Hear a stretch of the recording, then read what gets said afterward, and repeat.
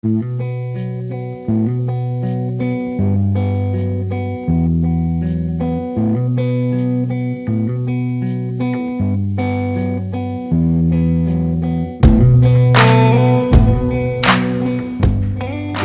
to Cut Daisies and Unicorns, and it's been a while since I've had this intro. It's been a little bit. It's been a minute, as some people like to say. It's been a minute. Steve, it's been a minute.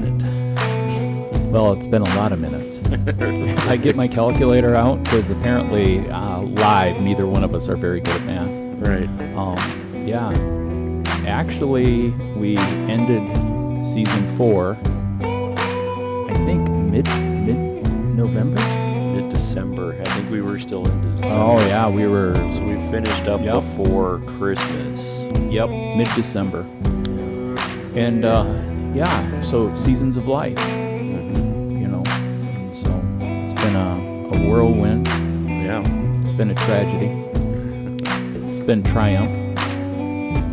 It's been titillating. I had to come up with the third T. Right. Yeah. I'm just gonna throw in T words. Yeah. T-Rex. T-Rex. Oh man. Yeah. So hey, we're back. We are back. We are back. Yeah. Back. And it's been, yeah, there's like a CDU hole that's been left in the studio, but in the life of people who are familiar with CDU, there's been a CDU sized hole, and now we're ready to fill it. It's a vacuum. I was actually thinking about holes this morning. Yeah. I got my nose holes cleaned out, my ear holes cleaned out. All the holes have been cleaned out. And I'm sure there's people like, but you have a potty mouth. Your mouth hole is still a potty mouth. Well, shit, Steve. We didn't even talk about buttholes. And for those of you who have missed us, yes, we're back. Right. Even though time has passed, we haven't changed much. No. Not much. Yeah. Not much at all. We're full of a call to change. Actually, that's not true. There has been an evolution that has occurred. I'm currently in the middle of a human body experience of full overhaul. Oh my gosh, dude. Wow. I'm telling you. A cleansing of sorts. Huh? Well, yeah, or a pursuit. I came down to the realization that I just had fallen in. Now, I'm going to call it a lazy doldrum, but you know what I've been doing for the last 3 months. And so I really don't think it qualifies under lazy. Yeah, I was. Yeah, but you know, say that. So anyway, but I was like, man, that COVID weight just kept multiplying itself. It was compounded. Yeah. And so, like, you know, you hit your first COVID-10, and it's like, well, you know, we're all locked up here. What else is there? Might just as well, you know, get comfy. It's, you know, and then the COVID-20 hits. And, you know, there's red flags. But my new doctor in Chicago, which we talked about this during annual April. Right. Because that's coming up. It is coming up. I was mortified, not really. In the sense of 6 feet underground mortified, but I was mortified at the fact that when I went to get my last prescription of heart meds, lisinopril, for those who are wondering about what's the matter with his heart, it's high blood pressure. It said no refills. I'm like, dang. Uh-oh. That means it's time. I can appreciate it. I think that this doctor that I see is an Enneagram 9. Oh. Because he was like, oh, well, yeah, I'm just going to make the script for a full year. So then you don't have to bother me. You don't have to bother my office. So I have 29 days or 28 days left of my lisinopril script, which means that I have to make the appointment prior to the expiration. Right. And, yeah, but the doctor I had in Des Moines, he was like, dude, walk as much as you can.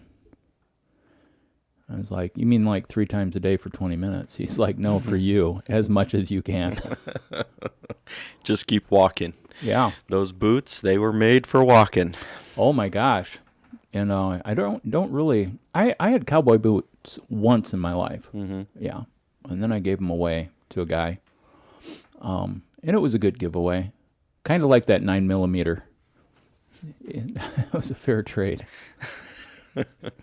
9mm for cowboy boots? No. I owned a 9mm, and I'm like, after some statistical research, I'm like, yeah, I shouldn't have a handgun in my home. Mm-hmm. So, yeah.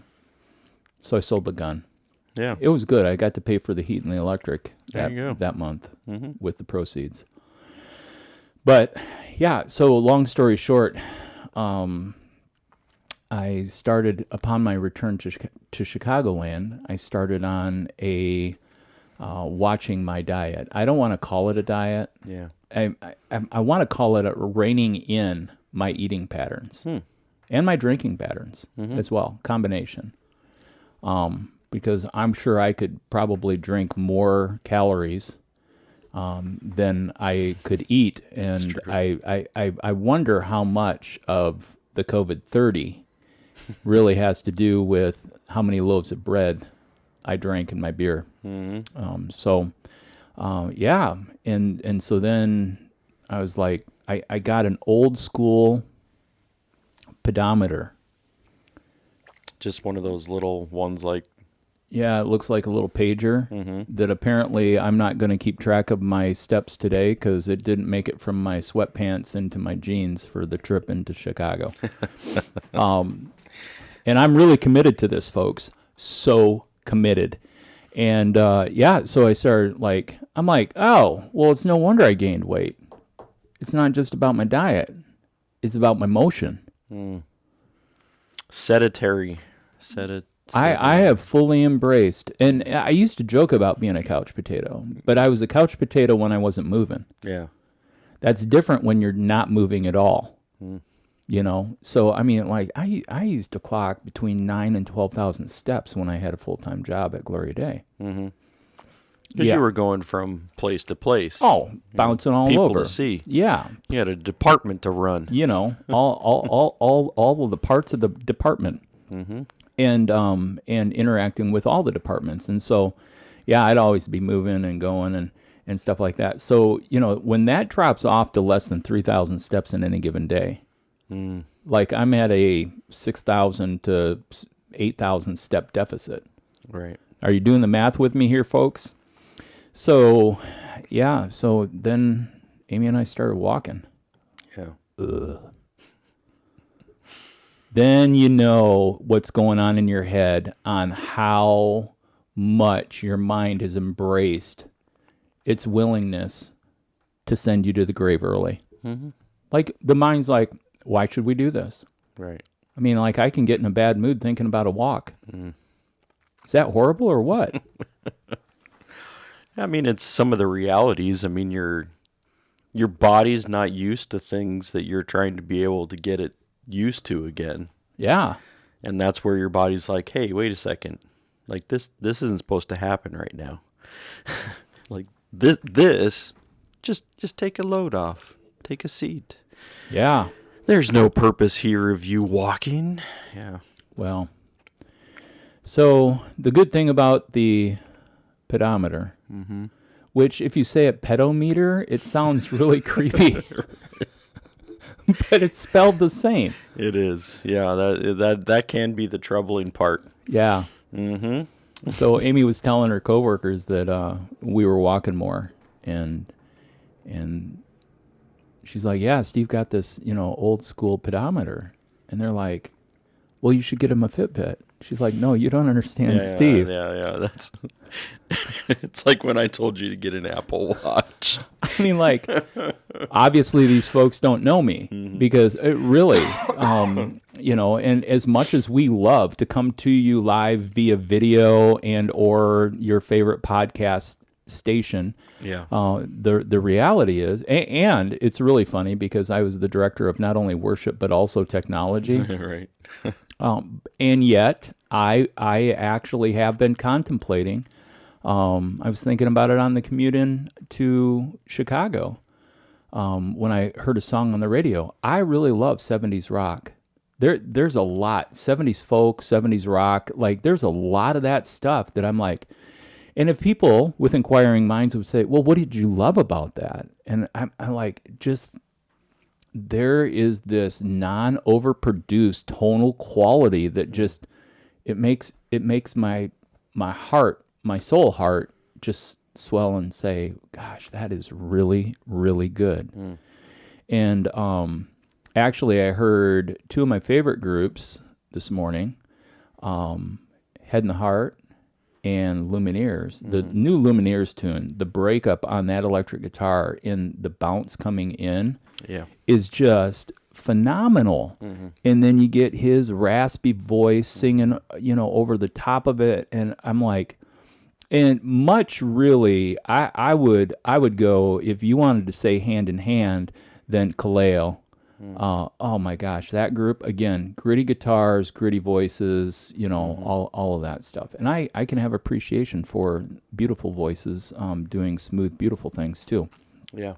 But we talk about all of that to come back to, I want to just plug a guitar into an amp, and then people are like, oh, so you don't use pedals. Oh no, I have lots of pedals and have used pedals and can use pedals and am willing to use pedals and whatever the pedals were engineered for. But there's just something about the breakup of some tubes and just the rattiness, and people are like, oh my gosh, really, you're that guy? I'm like, yeah, you should have heard me before we started recording. I'm like, hey, NASA, ICE, F you. Right. I know you're listening to me. My damn phone's on right now, Always. so they're always listening, And so, I don't need an Apple Watch to tell me when my circle is complete. So that's really the. So like on the other side, and that's the reason why I'm like, I don't mind having my Apple Watch, because I already know that even if I tried to erase my digital imprint, they're still going to locate me. Yeah. There's like, I'm still going to be on somebody's radar. You're probably all chipped the time already, aren't you? Yeah, and you don't even know it. Right. Yeah. Well, for those who, are thinking it, the answer is, he got the vaccine. So, if they didn't do it for the rabbits there. Yeah, Heather always jokes. She's like, I think my chip must be navigating. I'm feeling the effects of it right now. But we joke. Yeah. I'm glad we were vaccinated. Yeah. So, but I don't know. Thinking, so I do have a little bit of a like I like to watch my rings a little bit, but it's really weird. So I was on a weight loss journey like 2019. Yeah, it was. Yeah, and I lost a bunch of weight then. You know what? We were both skinny back then. And then I lost weight there, and then it's like, hey, like this is good. But then I think there's that fluctuation where it's you start to come back into where your body's like, yeah, that doesn't feel normal to me, so let's land here. But the problem is COVID and. Well, you were injured too, right? And yeah, then I was injured that for was a 3 big months, thing. so. You had a major stress reliever through running. Like you ran, Right. Yeah.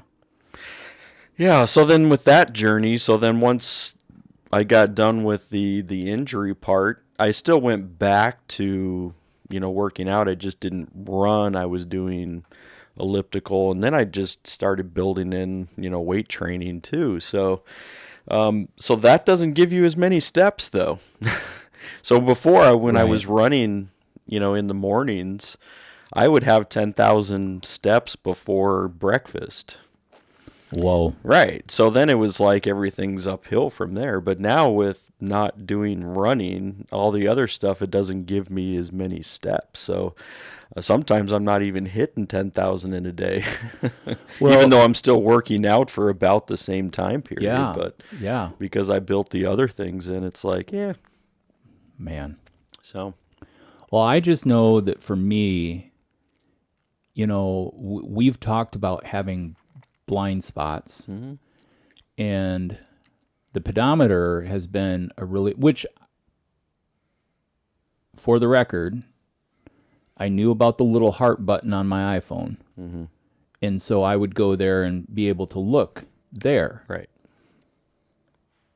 But again, as a person who's not just diving into all of the technology stuff, and for people who've tried to call me, and they're like, how come you didn't answer your phone? I'm like, well, because it was Your on phone's silent. not on you either. And my phone is sitting across the way. And when your elbows, up to yourself in clay and stuff like that's not really in there. Yeah. So it's this whole, and quite frankly, I've found great freedom in not being tied to my phone. But when I look at that, then I was like, well, it says I have 3,000 steps, but I didn't carry my phone for half a day. So what good is that? But the little pocket thing has worked out, but it's been a great mirror for me to look into. And I'm like, man, I've purposefully been moving. And do you realize that on Domestic Tuesdays, I get more steps in at the house doing housework than I do at the studio. Because a lot of times at the studio, if I'm over the wheel, I'm not. Yeah, you're not moving. I'm not moving. And then what I've realized, I'm like, okay, now I've patterned. If we're going to take a walk, this is a 6,000 step walk. This is a 4,000 or a 5,000 step walk. This is an 8,000 step walk. Now I'm kind of getting dialed in what loop I need to do to be able to get the steps in that I need to. Right. But my body's been so used to not moving for almost 2 years that right now, we walked 3.5 miles on Sunday, and we walked almost 3 miles. It was like 2 plus on Tuesday. We were going to walk last night. It was such a beautiful day. Yeah. We were going to walk last night. I just was flat out tired. I had 5,000 steps in, but eight of the trips up and down 3 floors of stairs carrying stuff into the studio, I was just wiped out. I don't know about you. I get grouchy when I'm tired. Yeah, I get a little bit more irritable. I don't know. Yeah, I guess more irritable. Right. More. I mean, you're willing to carry that you're irritable most times. Yeah. I can get, there's the spectrum of non-irritable to, I'm like, I don't think I'm ever not. Which takes me back but to but it's not always I'm going to take this out. I'm like, when I get, a little bit worn out, then I'm like, I don't even care who I'm taking this out, which isn't good, but. Dorothy, get over here. I need to kick you, dog. Right. Hey, speaking of dogs, I just bringing everybody up to speed on our lives and stuff like that. Very sad occasion happened in the life of Gypsy. Well, the life and death of Gypsy. Second week in January or so, Gypsy passed on. And, so whatever that looks like, if you're considering the different ways of spiritual realm or afterlife or anything who knows, but yeah, took that pretty hard, and but working through that grieving process and things, and the big question is, hey, do you miss Gypsy when you're in the studio?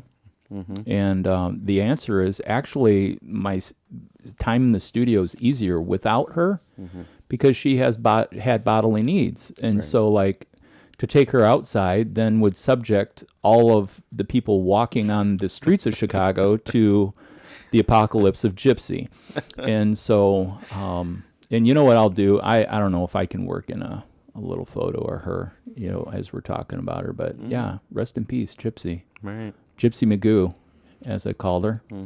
What I have noticed, and this brings me back to technology, is that I was talking to Gypsy all the time, right? Now I just talk to myself out loud, and then I think, damn it, my phone's listening to me. Somebody's listening. So then, you have anger management pills coming up on Facebook because you've been cursing at yourself. I'm like, what in the world? Yeah, what are they trying to tell me? Oh, my gosh. Here, we can help you. Can you? Can you really? Oh, Pretty man. sure that's been a project for decades. Right. Yeah. Wow. Yeah, so gypsies crossed the Rainbow Bridge, or Well, it is cut daisies and unicorns. it's true. And so rainbows are a part of what's going on. Mm-hmm. Yeah. Yeah. Yeah, that was a tough one because it was quick. She died of a very aggressive lymphoma, probably from the time I detected it. Now, Amy and I have been talking about that really what we had noticed is her. Hey, and if nobody wants to hear a story about poop, you should just shut this off right now. If you have a 3-year-old in the room, they'll probably enjoy this story. Right. But we noticed her stools were getting super soft, and so we had changed. I'd been to the vet, talked to him. We had started doing ground turkey, just as a healthier, and just watching like what things upset her stomach and stuff like that. Mm-hmm. But and then the turkey took care of it for a while, That it helped. But I'm wondering if she already had the cancer working in her body. Mm-hmm.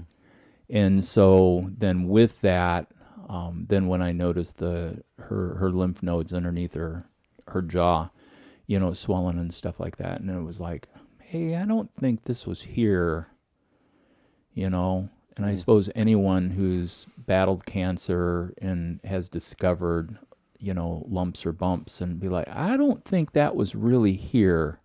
Yeah. And heading down that. And then I was in Des Moines working on the house, and I was like, well, I'll take her to her old vet. And they were just like, yeah, dude, we're really sorry. You could have 3 months, you could have 6 months, or you could have 2 weeks. And it ended up being 2 weeks. Yeah. So boom. And so, but you know what, at the point where like, I took her in to put her down. She was just so not herself. Mm-hmm. And, much like when humans get sick. And did I tell you about that story in high school when I ran for governor? Wait. Like governor of the state? Yeah. No. I haven't heard this. Well, it's 55 years of stories, man. I'm sure I got more that you've never heard.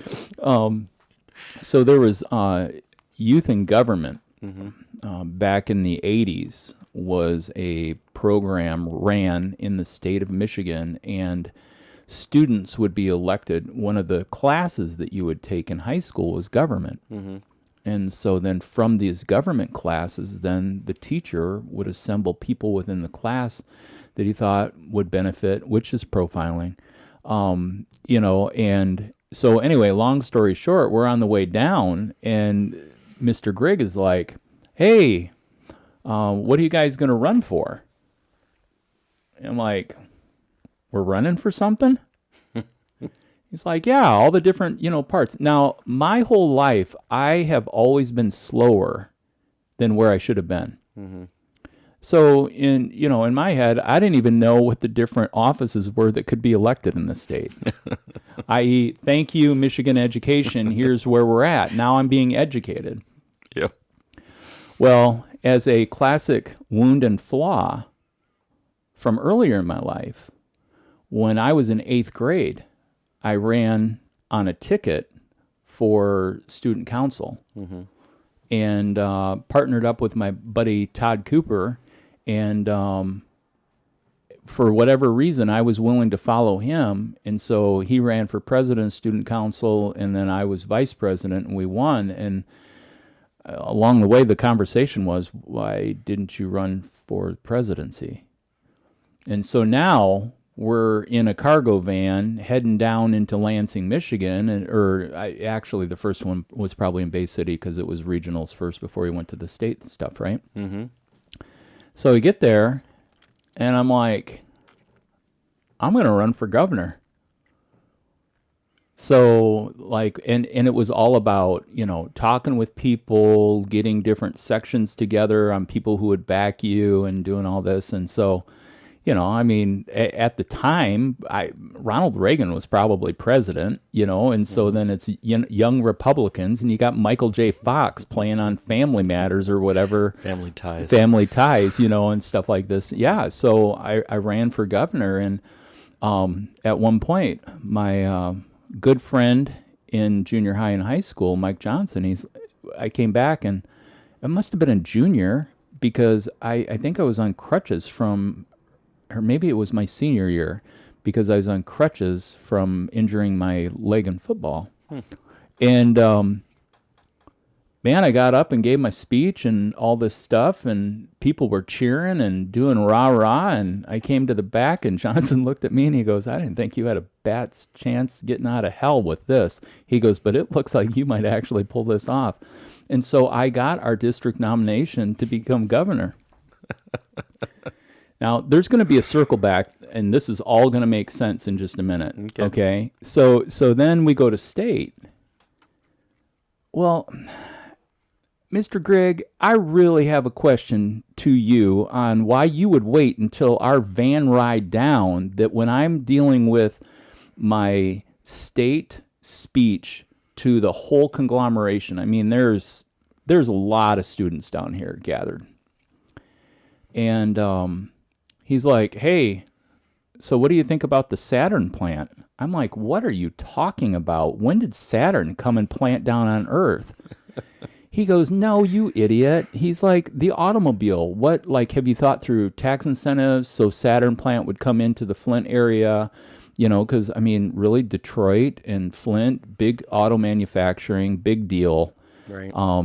I had written a law on taking care of the roads through a gas tax, which, I mean, made perfect sense to me at the time. It wasn't a big deal, But to this day, that law was actually adopted by the legislature in Michigan as the inroad for carrying and taking care of infrastructure. The infrastructure.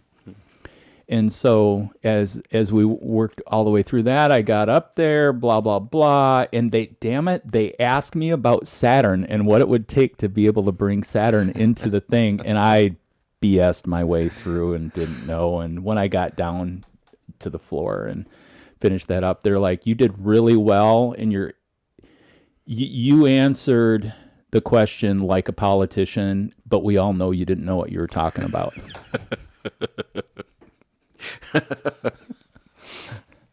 I feel that. Oh, man. So, long story short, I didn't win to be the governor, but because I had been a person to run for governor, I was brought into the governor's cabinet and got to advise the governor on bills that they would look at and, consider passing and blah, blah, blah, blah, blah, which I had to recuse myself when my bill actually showed up at the table and move out of, so I wouldn't have undue influence, and it still got signed, and that was really cool.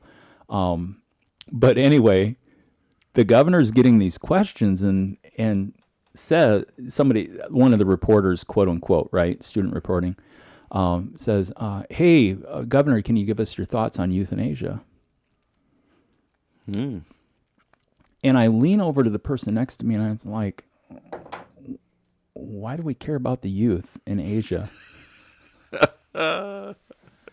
Now, one of the things that makes this podcast worth watching or listening to is you're like, are you serious? You're actually going to let us know how stupid you are? And the answer is yes. Yeah, I mean, we're just two bearded guys here lifting up our kilted skirts on St. Patty's Day. Mm-hmm. I mean, you're going to see all of the dressing and the undressing going on here. I mean, that you're like, how could you be so... I was a 17-year-old kid or an 18-year-old kid growing up in rural Michigan in a life of privilege. Of course, I mean, I was not, I wasn't heading to an Ivy League school. Right.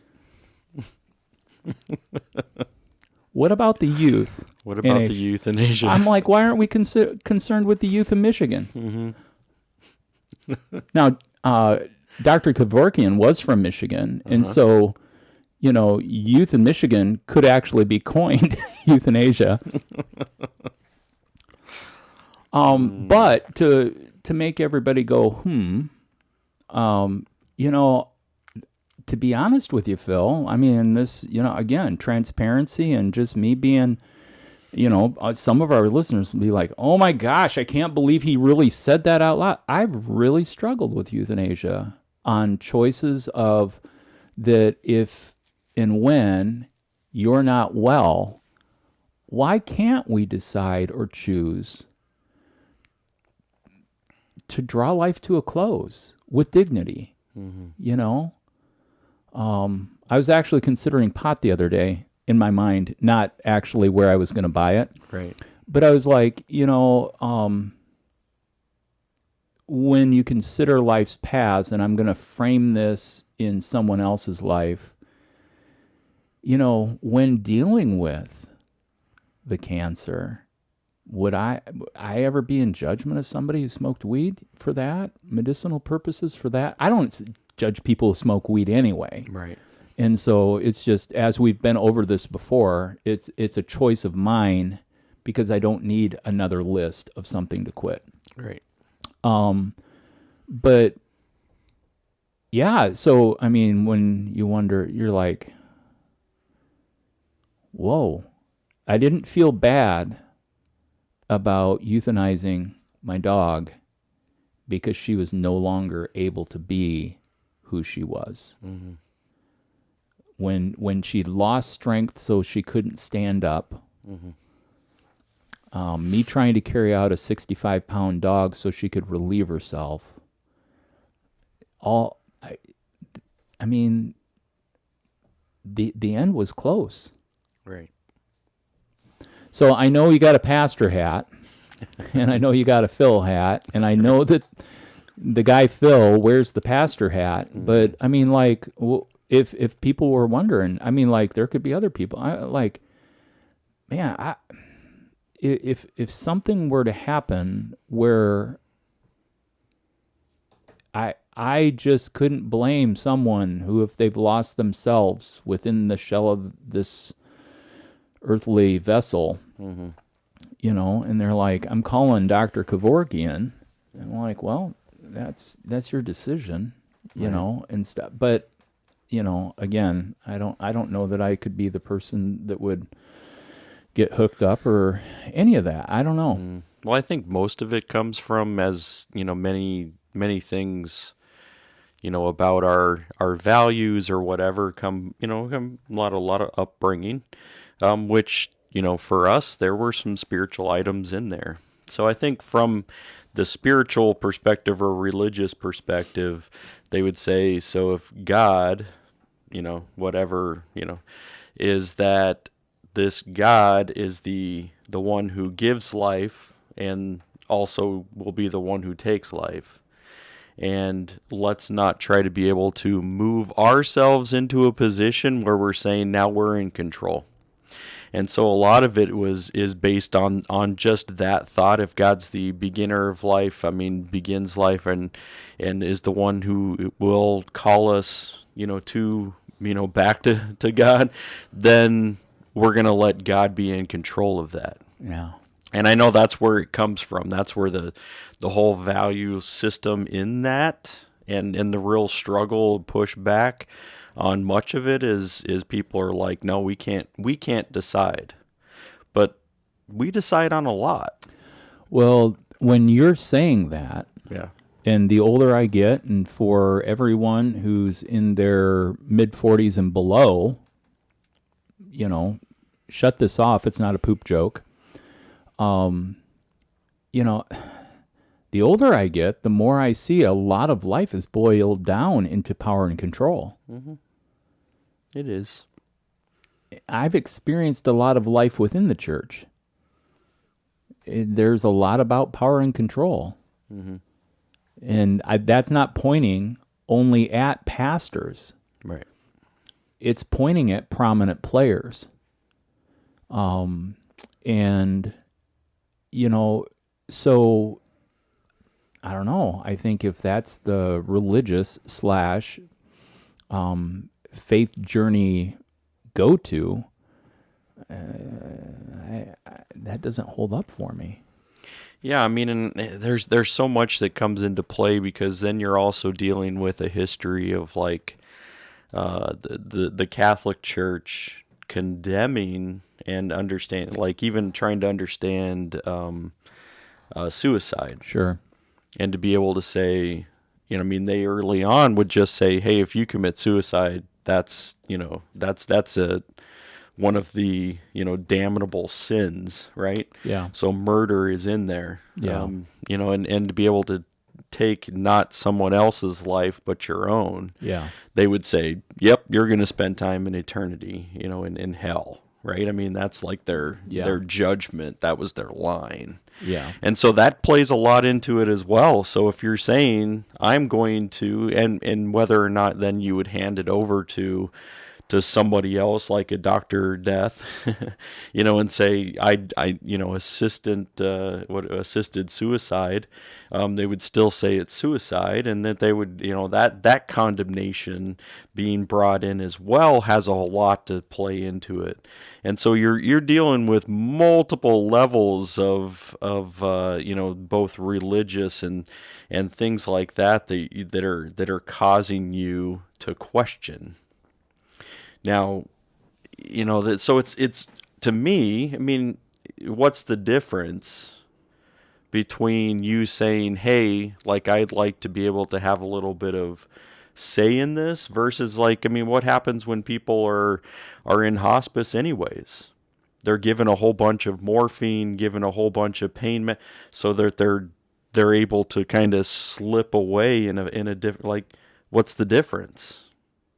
What's the difference in me saying, hey, like, while I still even have some mental capacity or, physical capacity, and I'd like to be able to, choose the route versus like, hey, and now I'm in hospital and you're just going to drug me anyways until I'm, so like, I don't know what the difference is there. Like, to me, there's a line, and that's where I always say, things are rarely black and white. Yeah. Rarely. And so there's a conversation, that's a part of this that you start to be able to bring in where you're talking about, like people and losing them before they're gone. Yeah. I mean, so if you're looking at, dementia and Alzheimer's and, like, they're not the same people. Right. They're gone. Yeah. And that's a hard thing to deal with. And so when you're trying to be able to struggle through that, I mean, I remember, that was probably when I was in high school. We had a family that, they had early onset Alzheimer's, and it was like 15 years that they were in a nursing home for this early onset Alzheimer's. And it was like, and they would still, their partner would go to the nursing home almost every single day, to be able to sit with them, but they didn't even recognize them at a certain point. Like, I don't know. I mean, like, this is where to me where the difficulty comes in. Now that person still recognized, like, that was my wife, my husband, whatever. And, but that other person sitting there, unaware. Yeah. And I don't know. So to me, there's, that's where the gray comes in. Yeah. And I do know that as we talk around the topic, and I would not even say playing devil's advocate. I would not say that. Just basically, folks, you're catching us that we had nothing planned on what to talk to other than to get the technology put back together, right, and start getting back in the saddle of the Cut Daisies and Unicorns podcast. And so I think, again, one of the factors of being against it as a society, as a whole, is about power and control. Because then who draws the line, who makes the call when you're dealing with people who are in the hospital, whether because of an injury or because of illness, and that at a certain point you're like, oh, nope, you're not going to get better, so we're just going to shut you off. And so there's fear. Right. that comes from that. When, like I'd be for it that I could make the decision myself. Mm-hmm. I'd be against it about somebody making the decision for me. You. Yeah. Right. And so, and just like the sands through the hourglass, so are the days of our lives, and I think from a perspective of, I wouldn't consider myself old, but I wouldn't consider myself young either. Mm-hmm. And, I have a lot of time to reflect and to think about things. And as I do that, it's just the sacredness. And I use that word, if you're listening to us for the first time, I don't use that word in the context of the Holy Church. Yeah. I use that word in the beauty of a sunset. Mm-hmm. I use that in the experience of the unseen. That happened to me yesterday. Mm-hmm. As I was driving home. I had the window down. It was 70 degrees out. And I could smell the grass coming up through the dirt. People are like, really? The answer, yeah. Mm-hmm. But what it caused me to think about is the beauty of the unseen. If all of life is tactile, yeah, what are you missing out on? And so that's when I'm talking about the sacredness of life. That's what I'm talking about, is the beauty of the unseen, and then you can dive into this medically and the difference between our personalities, our souls, and our spirits, which actually, if you want to draw on the big words, are you a dichotomist or trichotomist? And if you don't know what that is, take out your phone that's listening to this podcast already, and then go ahead and just Google that, and it'll get you into a the theories around and about and who's thought what, right, on that whole thing. I mean, in the ancient Greeks dealt with, dichotomy, trichotomy, like that whole, philosophical realm. Yeah. Yeah. And so, I don't know. And actually, because as I do, when I come in, commute in for the podcast, I'm contemplating and being like, man, there's so much that we could talk about. Right. But I think that you really sorted something out. I mean, because to me, I think that there was there's a shift. I mean, because there were some people and some cultures that would take the decision out of people. Like, if you were getting old and like, hey, now's the time to be able to, cut them out. Right. You could look at our healthcare system in America and say, where is the most of the money being spent? It's all of the end of life. Mm. And so if you're looking at so some people are arguing already saying like, we need to make the decision for these people. And that's what you brought up. Like, so somebody making the decision for you versus you making it, I think there's another conversation. Like, if we're just saying we're going to eliminate all old people, like, wait. Like, we would still say, according to the sacredness or sanctity or whatever word you want to be, like, we're saying life can still matter. And if by being able to say, hey, we're going to take this decision out of somebody else's hands, like, I mean, whoa, wait. Like, we still believe that people can have a viability of life. Yeah. And why would we have to be able to make that move? I mean, I think, you look at Nazi Germany. We've talked about Nazi Germany quite a bit. But you look at them, they eliminate handicap. They eliminate, some in the old. Like, why? Because they're saying our society doesn't need this. Mm. We need something more pure. We need health. We need life. And so this doesn't mean life to us. Yeah. And so let's eliminate it. Well, wait. I mean, because then that gets us into a whole nother area. Like, well, who should be able to make so I don't know. This is probably a heavy topic for our first episode. Well, I think coming through and just like catching up and saying, "Hey, everybody, we're still alive." Two guys with beards, hanging out, flying through the universe, telling stories and whatever. Ultimately, if we want to whisper words of wisdom, these are things like I went down a whole list of stuff like that we could launch into and branch off of. Quite frankly, I don't know who it was. Was it Benjamin Franklin? He gets a lot of credit for a lot of sayings, but I mean the two things, are for certain: taxes and death. Okay. I don't know what that plays into of any value, but really, I think the consideration of death or, the afterlife or the life of Gypsy, really, here we are, of all the topics, this is a pretty light one going on right now.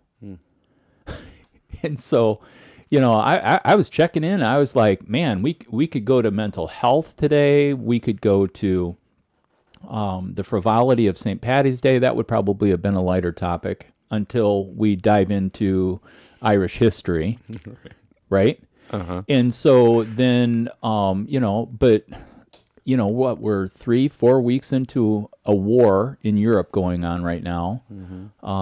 There was just a pledge for not only technology but dollar bills heading over to help Ukraine. A significant amount. We've already crossed the line. I heard an account from a reporter saying that they're convinced that there will never be an uncontested presidential election for the future of the United States. Wow. Looking forward to that. That was sarcasm. Correct. For Just anybody who didn't catch it. And so then I was thinking, oh man, how do you come around? And so like my mind went to flip to the other way, and this is totally survival technique, that when the weight of all those things is coming down, then, I'm like, man, Steve, where have you seen beauty lately? What, like last night when we went to bed, I was tired. My shoulders, I rarely wear my stress in my shoulders. And I just mentioned, I'm like, man, my shoulders hurt. And Amy's like, what's the matter? And I'm like, I don't know. I must be stressed. She's like, what are you stressed about? I'm like, I shouldn't have anything that I'm stressed about. But then, then as I'm thinking, she's like, are you sad? And I'm like, not that I'm aware of yet. I mean, that's her favorite question to me when I'm really off emotionally. And I've had plenty of things to be sad about. And so that's a fair question to ask this guy. But, it's that part of survival. And so I drifted off to sleep. We were talking about memorable concerts and just the beauty. And so tomorrow, Amy and I are going to go see Gregory Alan Isakov in concert. And I got to reminisce about Micah giving me Weatherman, the first album that I received of Gregory Alan, and then the first concert that we went to, which was just after Rupke's death, because Micah was living at the house at 1080, and I saw Gregory Alan was coming into town. I'm like, what? And then went there, and then just all of the beauty that surrounded as I walked into what I would call my tribe. The people who were listening to Gregory Alan were the people that I knew that I had played in bands with, were the people that I knew in the music scene in Des Moines, that, and who knew that Rupke had just passed. And so there was a lot of love. There were hugs and well wishes, and, in this sad section part of life. And to fill in the blanks for those who, 28-year-old Autumn Rupke passed. And at the time, she was a roommate at the house. as a primary roommate. Then I had a conversation with her. Micah was making a transition from Cedar Rapids into Des Moines, and had just said, "Hey, how do you feel about Micah moving back in? And by the way, it'll be as an adult, not as my child kind of thing." And so she's like, "Yeah, hey, it's a community. Let's take those steps." And so, but a tragedy. And talented musician, incredible graphic artist, just a person who lived her life at such minimalism that any wealth that she had, she would give away. Helped start a nonprofit that in Africa that would help deter human trafficking. I mean, hey, and by the way, we're talking about all these good attributes, but she would come to the table and it would only be 3 sentences, and sinner saint indwelt. I mean, Right. yeah. So, but I mean, literally, that Gregory Allen concert was one of the most beautiful concerts I've ever been to. And so then I got to rehearse and go through and draw into that, and beauty lifts the spirit. Right. Yeah, I was having a conversation about that last night too, talking about when we get stuck in the things of life that are difficult and hard, and if we just get stuck in that same cycle of just focusing on all of that, then it can really bring us to a poor place. Right. And so where's the parts and the pieces that we can bring out, like what is good right now? Right. And what is healthy right now? Yeah. And what is, you talk about gratitude lists and all this, like a part of recovery, but, like what are we grateful for in this moment, even though it might be filled with junk and crap and you're saying, how can I be grateful for anything right now? There's always something to be grateful for, and to be able to focus on some of that instead of being able to bring out the constant cycle of mess. Yeah. Because as you mentioned, in the world right now, there's plenty of things to be caught up in. Well, in the and disaster. I think we left off almost, I'll have to go back and listen to our last episode, but I think we were even being predictive, if not prophetic, and looking forward to, hey, what do we see coming down the line, And, I don't think I don't think we underserve ourselves to be okay with reality. Mm-hmm. And yet we are human. And so how are we going to survive? Mm-hmm. How are we going to navigate that in a good place? Right. And so, and there's lots of different options for different people. So hopefully, even though it's a heavy subject that we got into today, hopefully you can hear a little bit of the timbre of our voices that even though these are heavy things that we think about, that we're not doom and gloom. Right. Maybe gloom, but not doom. No doom. Yeah. I mean, and, there still is. I mean, I go back to, during this break as well. I mean, we've get new life into the world with Micah and Bree. We talked about it on the podcast that was coming, right? So, but new life is here, right? Yeah. I mean, that's a beautiful part to be able to celebrate and be grateful for. Yeah, yeah. I mean, new life. I mean, that's having a baby can scare the shit out of people. Right. But I mean, the reality is that and so little baby Wesley is breathing air. Right. And it was cool to sit around 48 hours after Wesley was born, and we got to talk as a family about, can you believe that baby was inside Bree less than 48 hours ago, breathing fluid, and You know, and then to think about that too, you gained 2 grandkids, haven't you? Almost. Almost, yeah. Yeah. So in the process, we've got a new 16-year-old granddaughter. Yeah. And eventually, now they're going through a whole adoption process. So they've got to put the child through. They have to be on the tribe. They have to offer it to tribal families first. Oh, okay. Before it can be solidified into their family. So Yeah. yeah. Does it help with Laura's background It might. genetically? Yeah. I mean, Mm-hmm. yeah. Yeah. So there's but yeah. So eventually, I mean, they had already they gave Eli my name for his middle name. So, Oh yeah. right. So I'm like, apparently I've got a somewhat of a namesake too. Eli Phillip. Right. Nice. Philip Donald. That's me, but Right. they didn't. Yeah. Yeah. And that's our connection with Yeah. Donald. Yeah.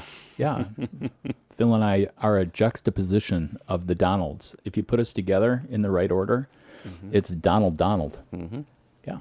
So we have to be standing the right way. That's right. Yeah.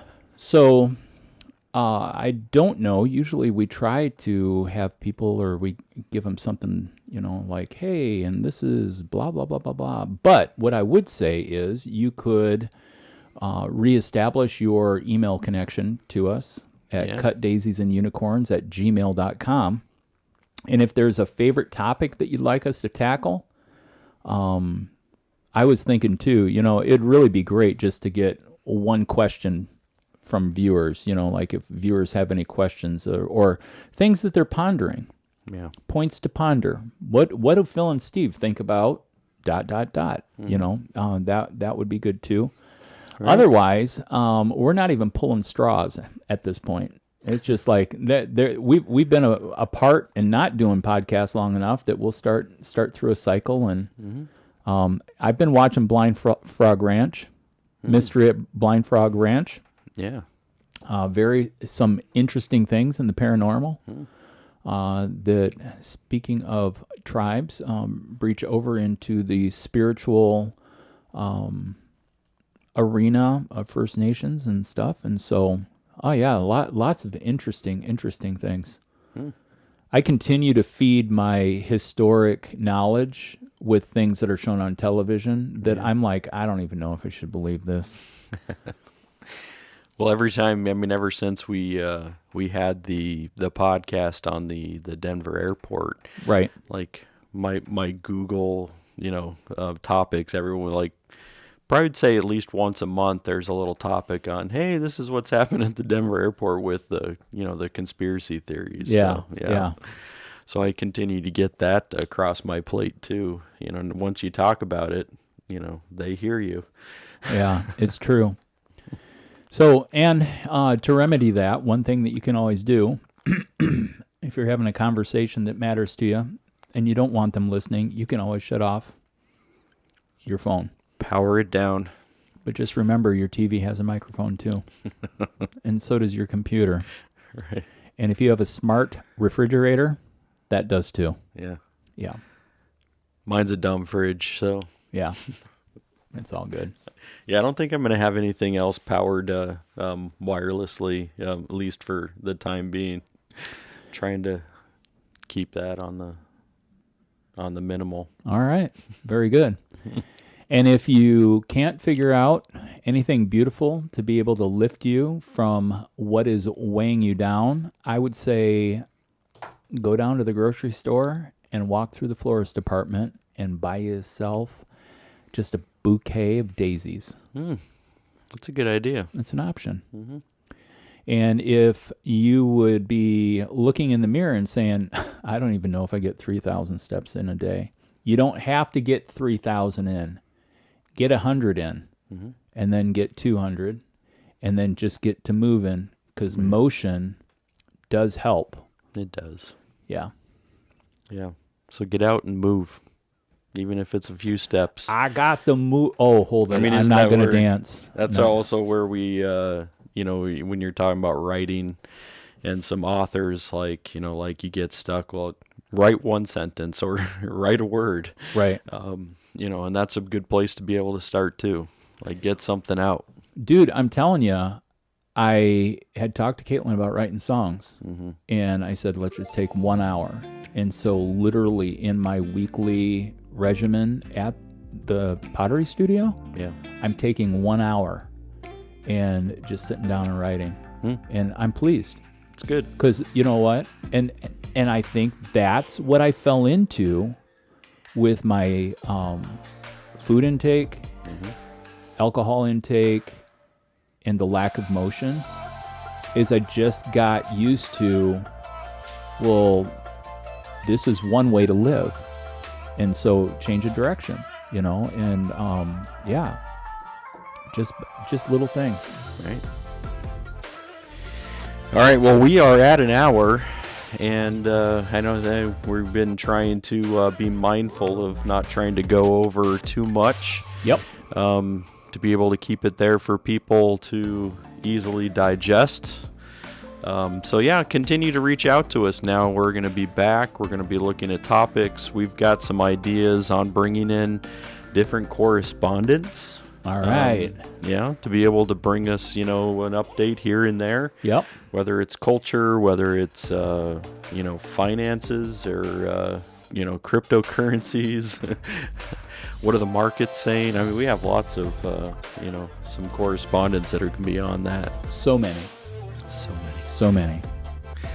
Oh, music would be another topic. Yeah. And if you'd like, I mean, I'm not a fan of the self-promoter, but I am a fan of shared promotion. So if you know someone that we should have in as a correspondent, right, we'd love to hear from you.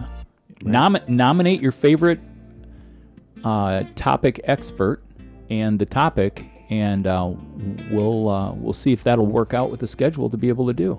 Right.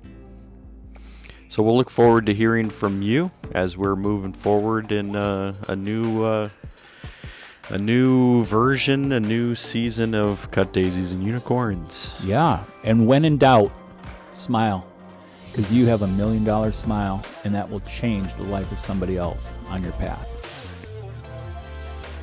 All right, everybody. Good to see you all, even though you're looking at us mostly.